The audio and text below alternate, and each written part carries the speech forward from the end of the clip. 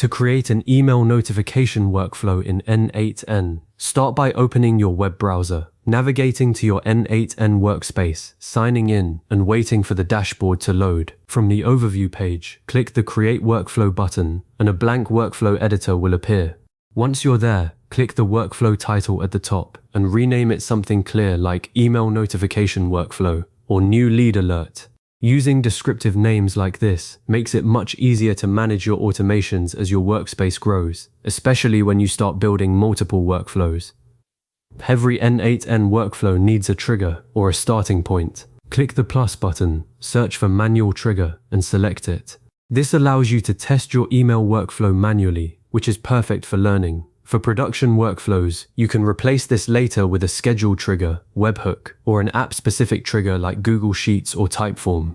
Now click the plus button again, search for either Gmail or Send Email depending on your email service, and select your preferred node. For this tutorial, we'll use the Gmail node, which sits behind the manual trigger in a straight line.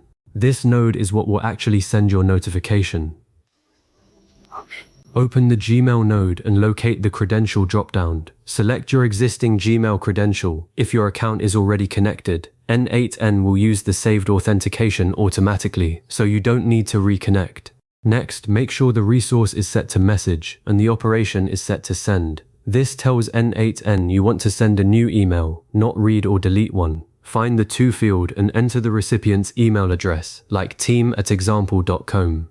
You can also use dynamic values from previous workflow steps by writing something like n8n, which automatically sends the email to whichever address was collected by a form or trigger. Then move to the subject field and write a clear descriptive title. Something like New Customer Inquiry Received, Action Required is far more useful than a generic notification because recipients immediately understand why they're getting it.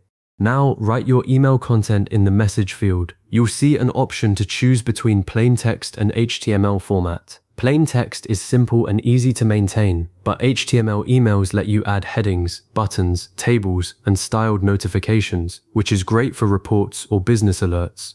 If you're just testing, plain text is fine. After you've filled everything out, click Execute Workflow at the top of the editor. n8n will run the manual trigger and the Gmail node will process the request. Wait for the workflow to complete. You'll see a green check mark if it succeeds. Then check the recipient's inbox to verify everything looks right. The sender name, subject line, message content, and formatting. If something's off, just go back to the Gmail node and adjust the fields, then re-execute. Once you're happy with the test, replace the manual trigger with a real event trigger for production use. For example, add a Google Sheets trigger to watch for new rows, or a Typeform trigger to catch new submissions. After you connect the new trigger, switch the workflow status from inactive to active by toggling the button at the top. Your workflow will now automatically send emails whenever the trigger event occurs. To keep an eye on things, open the Executions tab in the left sidebar. Here you can review each run, which emails succeeded, which failed, and what data the trigger passed through. Monitoring executions is crucial for catching problems early, like a broken credential or a missing field. A few extra tips to make your notifications really shine.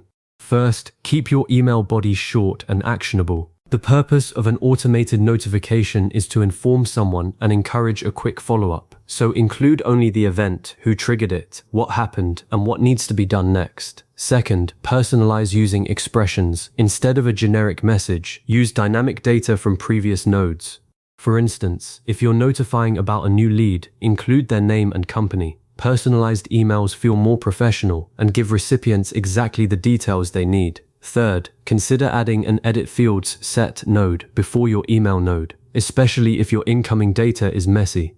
This lets you rename fields, combine information, format dates, and prepare the exact content needed for your email without cluttering your workflow.